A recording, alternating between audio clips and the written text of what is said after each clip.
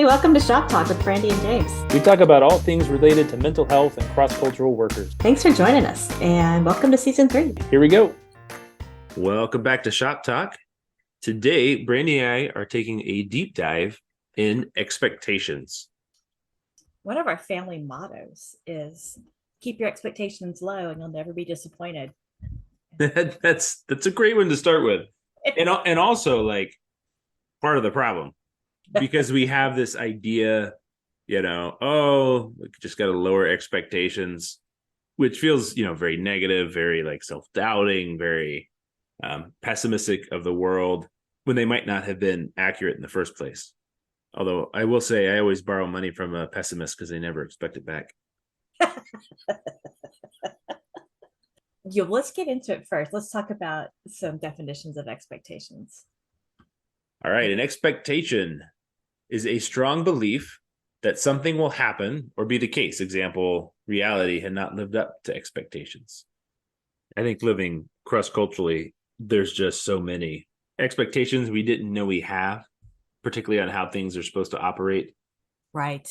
I'm in the middle of trying to figure out some complicated visa things, and I'm less frustrated by it now because I have adjusted my expectations. But certainly in the beginning of life in Spain, my expectation was that visas and paperwork and process was going to be a lot different than it was in the two countries I lived in Africa. That has certainly not been the case. Lots and lots of paperwork, lots of challenges and processes and many, many visits. And, now when I get somewhere, when I get to a meeting or a process, I kind of plan that that's a minimum half day thing. That kind of helps. It does. And to also realize maybe nothing's going to happen today, with your visa meetings and things exactly. like that. When we were after we'd been in Central Asia for a while, we had learned the hard way to adjust our expectations of what we could do realistically accomplish in a day. So when new people would arrive and they would talk about, all we did today was go to the bazaar, like that's great. That's a full day right there, especially, during your first several months. Like that's good. But we have expectations that are what we do in our home country is going to match our ability to do the same amount of things where we're working. I think it's the same with kids. Whenever I meet young parents with little kids and they're like, we had no idea it was going to be this hard. I'm also surprised because have you ever met anyone who's had little kids? It looks so hard. But, I think there's this part of them that's just like, but we've got this. We're going to be great at this. I recently had knee replacement surgery and the doctors said, well, it's going to take about 6 months for you to feel normal. And I thought, oh, sure. And also, it'll feel normal. It'll just be like this fun little clinking sound. That's not it at all.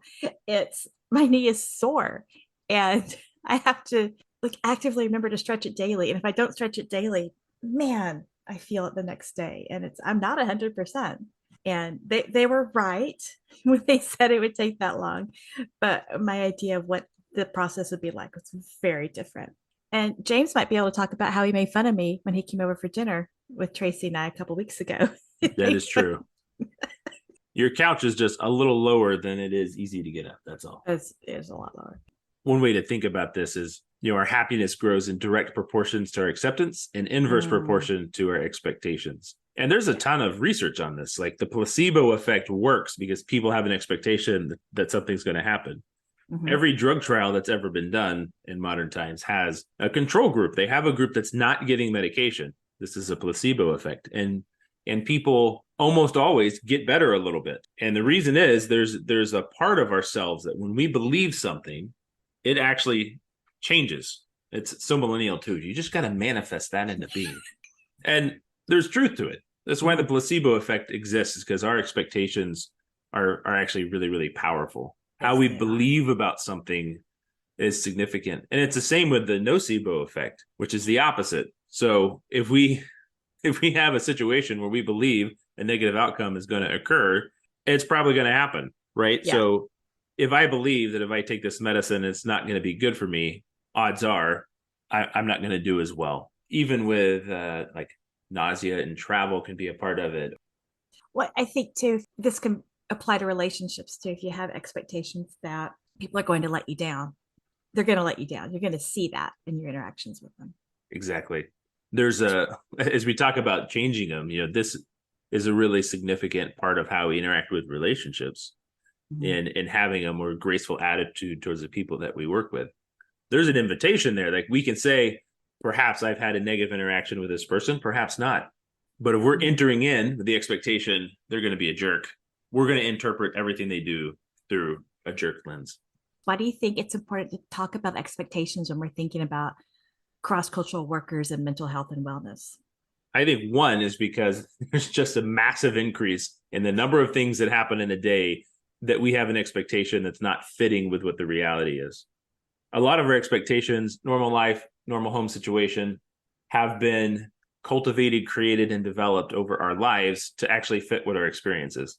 Whereas when we go cross-cultural, it is possible that nearly all of them are slightly different. The people we interact with who are also living cross-culturally or from a different background than we are, so they behave and interact with the world very differently, to the traffic, to the food, to the going to the market. And then what gets forever challenging is when you go back to your home country, you've now kind of adjusted and all of a sudden things are different again. Yes. I spent an hour at Target yesterday buying like 7 things. I think this is really important for resilience too, because if we have healthy expectations, it's going to increase our resiliency factors. So when we are frustrated all the time, there's a cost of cortisol being released to our body because our whole self is what we call amygdala hijack, but we're leaving our window of tolerance, right? So we are in a place that is not in our normal state of equilibrium. And it's based on a frustration, right? There's an expectation that's not being met, but the way that our entire self is responding is in a way that is not healthy for us. We're increasing our stress, we're releasing cortisol into our bodies. Our body is ready for something difficult, even when it might not be something difficult. So we're now we're charged, we're on alert, we're in kind of crisis mode. And actually, there's probably not a crisis. It's actually more about us than it is about the situation we're navigating. We need to do the hard internal work of changing our expectations to fit the reality of what the situation is, which then will allow us to not be so frustrated all the time. And when we're not frustrated all the time, we're a lot more resilient because we're not running at a deficit in all parts of who we are. That's so true. Think about, we used to talk about it having your elbows out, and that was when like you're just ready. You're ready for something to happen, and you're going to talk about just having your elbows out like this. Come on, bring it on, bring it on. Now I would do that at passport control quite a bit, coming back into the country where we worked. Yeah, I really could have adjusted my expectations. That took me a lot of time, that travel one. Yes. Having now been to 45 countries, many of them have very different systems of travel than what I was used to. When I lived in North Africa, it would take, an hour and a half just to get through the security immigration line every time. And it just took a little bit of adjusting my time, my schedule. I was extra early, so I wasn't stressed. I would grab, because you had to do hand boarding cards, like handwritten boarding cards. I grabbed a stack of them and filled them all out at home one time, so I wouldn't have to do it standing in line. And then part of it is me trying to live an unhurried life. So The Ruthless Elimination of Hurry by John Mark Comer, and really changing my expectation of, hey, I'm here and that's okay. But we'll get into more at how we actually make these adjustments. But what are some of the common unrealistic expectations you see among cross-cultural workers? A lot of them are around how people are interacting with the world, right? So much of our frustration is relationship oriented. Now, some of it's systems. You drop an engineer who's used to traffic and processes working in a particular way into a new country where all of a sudden everybody's driving however they want. And that's just a steady source of frustration. I'm not going to say anybody, maybe my husband. He wouldn't drive in Central Asia because he just couldn't deal with the ambiguity there. I loved it. From the cross-cultural workers I talked to, one of the most difficult pieces of life overseas is actually the relationships with other expat colleagues, because our expectation is they're going to be just like us. No, I think we've talked about this several times on the podcast, but it's really worth repeating because we have pretty high expectations of our colleagues. We have unrealistic expectations of our colleagues. There you go. Right. We have this really deep idea that they're going to be the same, and all of us then adjust to the culture that we're living in. Mm-hmm. And I think for people, especially like Koreans, we have a lot of Koreans in our organization. They're actually having to adjust to a lot of cultures. The organization has its own culture, which is fairly Western and fairly American, because that's over 50%. They're also adjusting to whatever country or culture they're living in. I was in Papua New Guinea last month, and on my little plane was a new family from Switzerland, and they're going to have to be adjusting to multiple different languages, multiple different cultures all at once. And that just adds to it, because every relationship you have is operating slightly differently. And that's a lot of expectations to be aware of. And with a lot of sending organizations are, like you said, Western, even based in America. And so Yeah. people are dealing with American culture, which I am sorry. right. We did this when we talked to Paula, but it's like, can I do just a global apology for all of the people having to adjust to working with Americans? And it's the same thing happening, right? There's an expectation of how things function and operate, and it's rubbing, and it's that rub that's causing frustration that we're really looking into. Have you seen any of those shows like Expectations versus Reality? Yes, I have. The Pinterest fails, I love those. Yes. Or the bake fails. Yes. I wonder if you could think of any examples from the Bible about where expectations didn't quite meet up with reality. I mean, I think a great one is the Israels and their departure from Egypt. When we think about the transition curve, so we've had now a few people on talking about transition, and we'll stay at it just because everybody we talk to is nuanced and a little different perspective. And when we talk to your buddy in Germany, thinking about like the neutral zone and that departure, and we kind of people going overseas for the first time, that there's that phase of getting ready for pre-departure and that level of adjustments going up and down. And then there's this, you leave, and this was the Israel's leaving Egypt. They're all excited. They're celebrating. They're robbing everybody blind on their way out of town.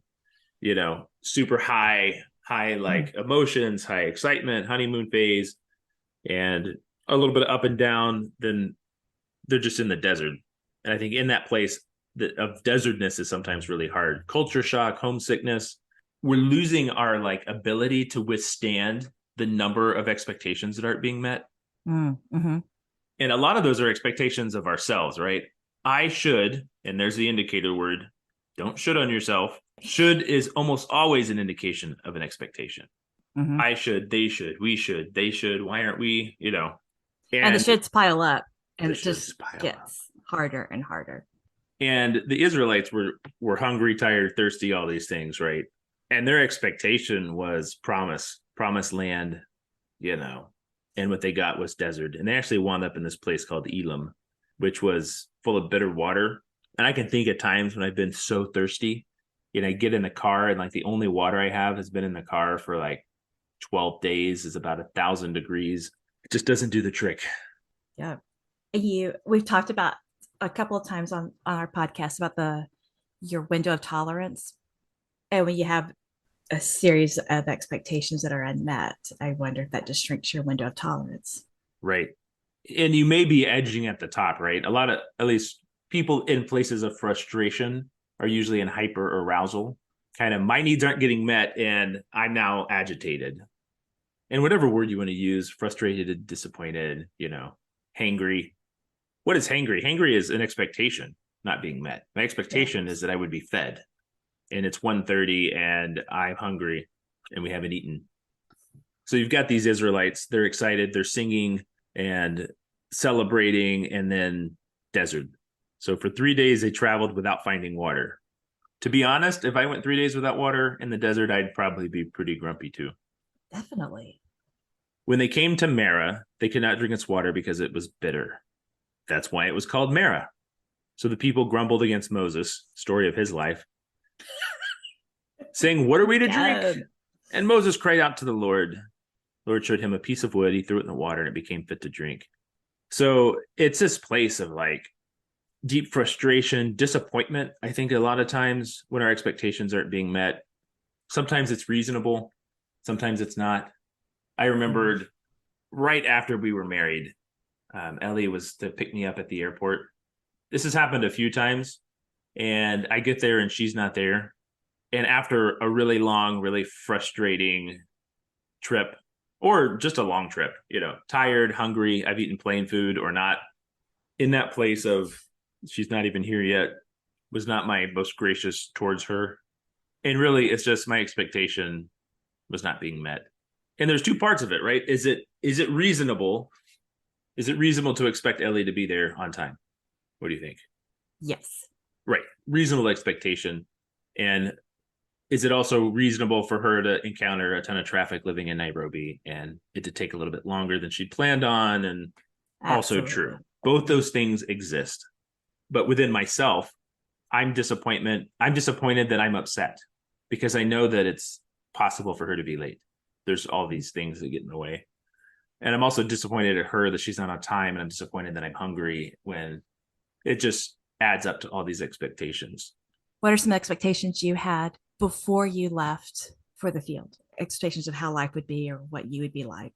I think for me, there was so much unknown that I did not have a lot of really firm expectations. It was so foreign to my experience. Moving to Kenya, I'd only been to Mexico, where I'd lived for, probably up to 2 months spread out. When I look back, it was all just so new. I think my expectation was this is going to be new and different. And everything I encountered, this is going to be new and different. This is going to be new and different. Over years, I started to develop some of the culture that were mostly accurate, but then frustrated me when they didn't happen. I think we have expectations of God that is not always grounded in firm theology. Oh, gosh, talk about that. Well, we go back to our Egyptians, right? So they're in Mara. They're in the desert. They're thirsty. God actually does a miracle and gives them water. They're still not satisfied because they're expecting paradise. And I think a lot of times we don't have a firm or a healthy theology on frustrations, on disappointments, on how the world works, on suffering. And we probably should go deeper into that because the way that we understand the world to work is suffering, is difficult, is challenge. I'm working on my doctoral degree, studying a lot in trauma. You're going to put that in with every episode, aren't you? Yes, 1,000%, as I have to write papers. I'm just working on my doctorate. It's no big deal. Yeah. Let's just keep talking. Whatever. It's my doctorate. It's like a prison sentence. I'll be done in 3 to 5. Get time off for good behavior. And the more I read about trauma, like the more obvious it is how pervasive. But I think in particularly Western culture, we have this deep expectation that it's not going to happen to us. Right. It happens to other people. But our lives are supposed to be happy. And they're Right. supposed to go as we think they should go. And for me, it's at least comforting to know that's the Israelites too, who had been slaves for 400 years. And They should know. quickly turned it around. And eventually, the Israelites came to Elim. When they came to Elim, where there were 12 springs and 70 palm trees, they camped near the water. And it's like they were able, I think, probably to have healthier expectations once they had done the resilient thing of doing something difficult and coming through the other side, kind of acceptance.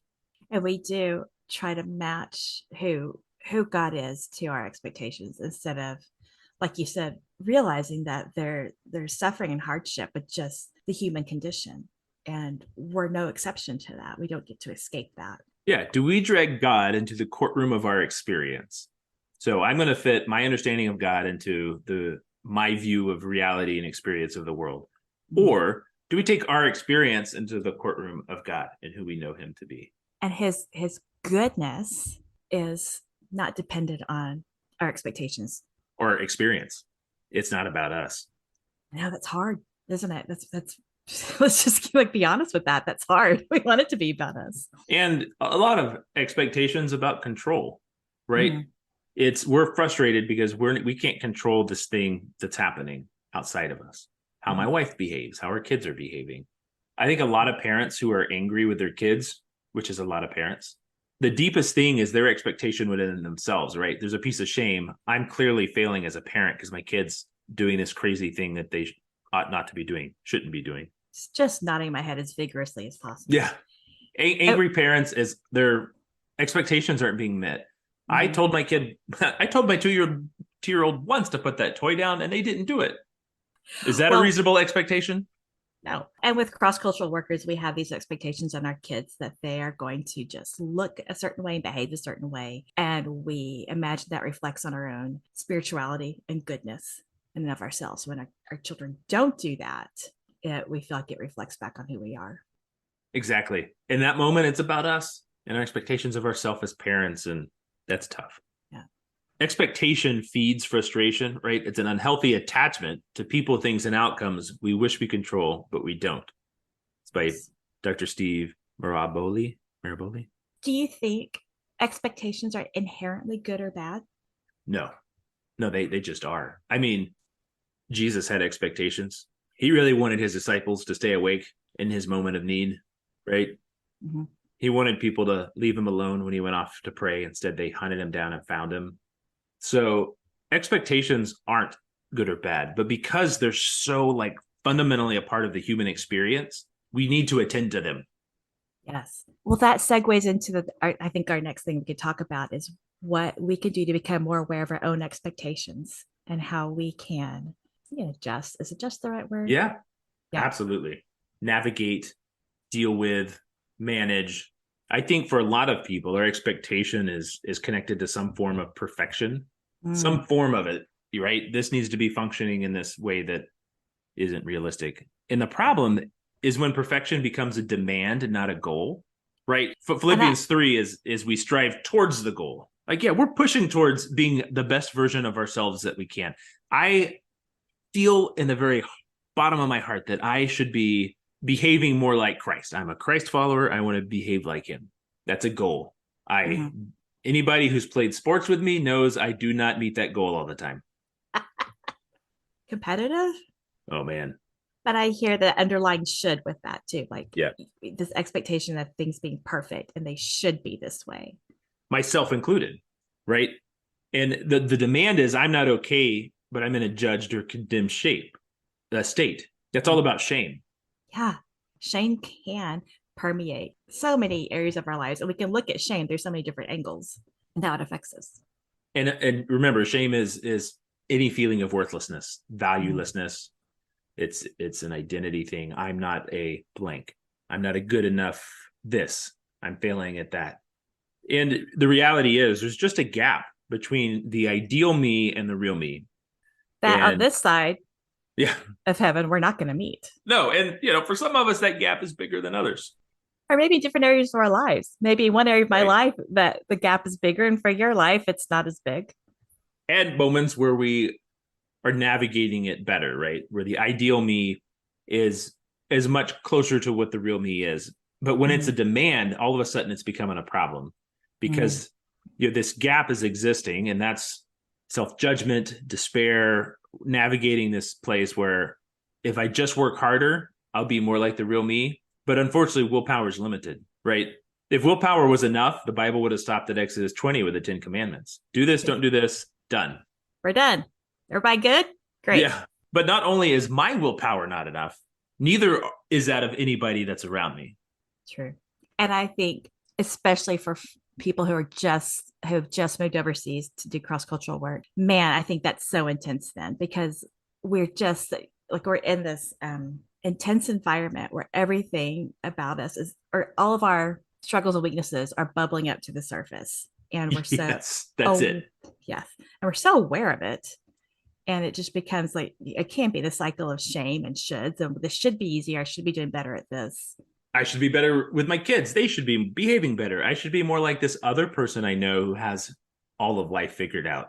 The comparing game. I think that cross-cultural piece, because everything's more intense, Charlie and Fraka Schaefer in Trauma and Resilience said, when I am immersed in a very personal time of adversity and loss, perspective is critical. Perspective does not deliver me from pain nor solve my problems, but it can provide the gift of truth. Truth is God is love. Pain is the norm of human experience, and also a grace from God. So when we change our expectations, this is all internal. And this is the craziest thing about all of this conversation is it is all happening in our head. Our frustration is totally based on what's going on between our ears. But you know what? We're not really aware of it. Like, it's going to take work to be aware. And it takes our thinking brain, which is disengaged when we leave our trauma, when we leave our window of tolerance, right? Yep. So all of a sudden we're out of our window of tolerance, which is not helpful because in order to engage our expectations and change our perspective, we actually need to be really functioning in the way that our brain is best at its best. How do we get back there? So a lot of this is exactly what that quote from Charlie Schaefer saying. We need to change our perspective. It's not freeing us from adversity, but it's actually helping us be able to live in a state of grace, receiving, and giving. Remember, grace is giving that which is not deserved. So it's not actually based about how somebody else is acting. It's based about how we choose to respond. That's good.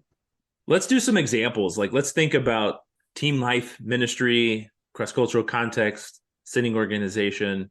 Team life and ministry, I think lots and lots of expectations, how we work together, how we function, how we're led, how we're a lot of people living cross-culturally, very driven. It takes a lot of work to sell everything you have, move to another country, learn a language, do a job, whatever that work might be.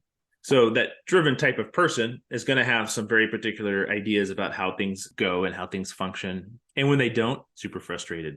Absolutely. And a lot of cross-cultural workers just tend to have just a really driven personality anyway. Yes. That's what gets you there. Yes, absolutely. It takes it. Where automatic thoughts fit into that when we're thinking about expectations and being aware of expectations? Because it's often a reaction. It's just happening. Mm-hmm. So if we remember, frustration is the indicator, right? So what we need to do is pause and look for the frustration. Mm-hmm. Like if you rewind and look for where you've been frustrated in the last 24 hours, you can actually dial in and figure out what that expectation that wasn't met was. Same thing with your team. So if you look at interactions with coworkers, where have I been frustrated? And conflict's not a bad thing, but it's something that often needs to be managed healthily. Look at frustration and start to unwind. What was my expectation that wasn't being met? Okay, that happened automatically, probably. So changing perspective takes time and attention to that so that next time I encounter it, I'm prepared for what the reality is. What has helped me is to think whenever I'm frustrated is to be curious about it. Because when I go into a situation or I look at my frustration, I think, what's going on here? What's going on here? Well, I'm staying in that amygdala hijacked mode. Right. But if I could take some deep breaths and say, let's just be curious, that helps me to get in a better mindset to address it. Right. And what we're doing now is actually addressing expectations, which is what it takes, right? It's all in our heads. It is. So being able to pause and change it helps fit our experience, make us less frustrated, makes us more resilient. As simple as driving. When I first moved to the big city of Fort Worth, I'd been living in very rural Texas most of my life. When I wanted to go to places, we measured by time, not miles, because it was the same. It was 10 miles, it was 8 to 10 minutes. Then I show up in a big city and 7 miles, that's 7 minutes. No, it's 15 to 20 minutes. I would have to do this when I got in the car. Hey, this trip's going to take 20 minutes. That's going to be okay. There's going to be traffic. Somebody else is going to be in a state of crisis and cut me off. I'm going to be okay. I'm going to listen to my podcast. I'll get there when I get there. If I'm late tomorrow, I'll leave earlier. I had to do that. Right? I had to change my expectation by pulling it out, focusing on it, and mentally, as I did that whole drive, changing it. So it's an exercise. And at first, it's something to get used to that we're not used to maybe doing that self-examination. But once we start doing that. Right.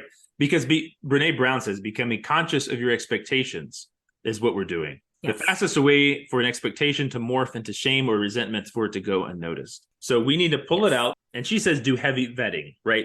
We need to pull out this expectation. It's awakened to our consciousness. And are there things that I now need to change? And usually it's an internal or external thing, right? Internally, I work on the fact that perhaps it's not meeting reality because that gap is something only I can control. So I'm going to do internal changing. Or we can do external stuff where we invite people to change behavior. So you're inviting people are you inviting them to change their behavior, or right. You're inviting them to help you with your expectations? Well, let's do some examples. So I have an expectation that I for sure inherited from my father, that when someone leaves a room, they turn the lights off. This saves energy and money, right? Not everybody navigates the world this way. In particular, someone I'm married to so I would, why is the light on? Nobody's in this room. I turn it off. Two things happen. One, I need to work on my expectation of Ellie, who this isn't on the radar. And at the end of the day, this is a few cents a year. She's worth a few cents a year for me to not. I'm glad to hear that. This, right. And then the second thing is I can just turn the light off. And then no, that's part of the first thing, right? My internal world. So I let her know, hey, totally my thing. But if you can, let's try to turn the lights off. It matters to me. So both have now happened, right? She now turns the lights off and I manage my internal expectation of when it's not, I'm not disappointed in her, right? I can just turn it off and it's done. It's a me issue. So you've grown in that area of recognizing what your expectations are. And you've done the hard work or continue to do the hard work of how that looks in your life and how that affects your relationships. Right. And my worthiness isn't dependent on her memory. Mm-hmm. Right. Brene Brown says, drop the prerequisites. There's no conditions on worthiness. We're not worthy if we only lose 5 pounds or get promoted or avoid divorce or if our kids are perfect in every way. We are worthy of love, belonging, and joy right now as it is. I really like that. And again, for cross-cultural workers, I think, wow, in their first term, that needs to be like, I don't know, emblazoned on their forehead or something, or just like that's right. Somewhere they can read it all the time. I had somebody that was new on the field say, my gosh, A4 paper. Why can't the world just get together and all of paper be the same size? I'm like, it is. It's A4. The US is the only one that's different. Well, that could go for the metric system and temperature, Celsius, right. Fahrenheit. Yes. I had this when we were in Central Asia as an expectation on Tracy that we had young kids and yeah, life was pretty tiring. So whenever he would call or text and say, hey, I'm leaving the office now, I'm on my way home, I expected him to leave the office and be on the way home. And, culturally, if one of his coworkers wanted to talk to him more, or the conversation really wasn't finishing, it was just in stage 2 of 5, which he thought it was in, stage 5. He already thought it was 6. Yeah, right. So culturally, where we were, they're very relational, talk a lot about things. And so that was a really unrealistic expectation that I had on him to leave when he said he was going to leave, because a lot of times he did not have control over it. And I was like up to my ears with kids asking questions and trying to get dinner done and things like that. But I thought, well, he should just leave because he said he was going to leave. But culturally, that would have been really hurtful to the people he was working with too. So that took a lot of work. As we wrap up, some practical things. When we engage them, 2 ways to do that: internal, external. Internal, giving grace to myself or others for perfection not being a demand, but being a goal. Release, surrendering, or grieving unmet expectations that can't change. Something in the world around us cannot meet what we hope. And sometimes our hopes aren't bad, but if we're living in a place where our hopes are never being met, we're going to be hopeless. And that's a difficult place to be. And we may need to explore deeper healing around particular themes where those disappointments are piling up. So we need to redirect our misplaced hopes towards God, not towards a person, place, or thing that's not meeting our expectation. That's good. And then actually changing what that expectation is cognitively. So we're trying to get out of what's called a negative cognitive distortion, where we're just lots of shoulds. It's unhealthy and unhelpful. Yeah. And it's going to take some time. Mm-hmm. And it's okay. It's okay to take time to investigate that and to change your expectation. Externally, we invite others to help us in the fog. Sometimes we need perspective. Are my expectations right here and healthy? And I actually need to have a boundary because I need to call it quits at the end of the day and people are pushing into my boundaries. Mm-hmm. A call to action. So that's where we invite other people to change their behavior. Hey, it really just helps me be less stressed if you turn off the lights. Again with the lights. Yeah. Or inviting others. I need help. Walk alongside me with this. I need a cultural guide to help me understand what I'm missing here. Why am I always frustrated with this particular person or thing? That's really so good. Recognize the gap, do internal, external invitations, invite others, write it down. And sometimes we just got to let stuff go. This is just really good stuff because I think we all live with expectations, all do. And it's just really worth the work to be aware of that and be aware of what's motivating us. And because it's all in your head, you have the ability to be less frustrated as you interact with life. Mm-hmm. That's a good thing. It's all in your head. Your made up story about why this person is doing this thing to you could be partly life experience with that person. And some of it is just totally a story you're making up. So make up a healthier story that allows you to be less frustrated. Stop it. Yeah, stop it. Some basic principles from Duane Elmer's book, Cross-Cultural Servanthood. Suspend judgment, right? I'm not going to judge why they're doing that thing or behaving in that way. I'm going to work at releasing judgment and understanding their experience and background is different than mine. Tolerate ambiguity. For some people, that's a big one. This is really hard because they are safer and happier when there's no ambiguity. They're less anxious in a world that they can see, touch, and control. So thinking gray, it's not black or white, this or that. It's not right or wrong, right? It's not in the UK, they drive on the wrong side of the road. It's they drive on a different side than I do. And then positive attribution, like in my head, I'm going to work at, rather than coming to a negative outcome in my head for why they're doing that thing, it's actually not out to get me. It's not because they hate me or I'm in danger. I'm going to positively say that's their world and their experience, and that's okay. And overarching all of this, I think it's just building flexibility into how you relate to others and how you engage with life.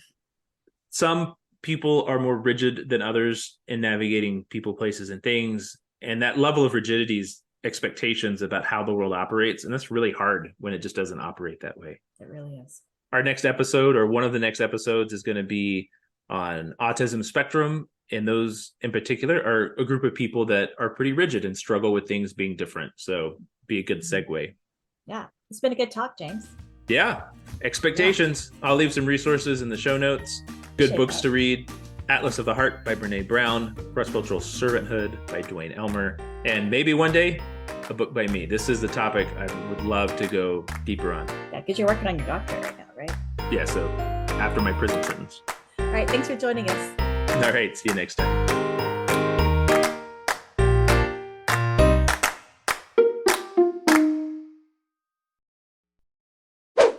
When the shoulds hit the fan. That's right. That should be the title of our of this episode. Done. Did you find what you were talking about? No, I really had a good thought. It was just gone. Well, edit that out.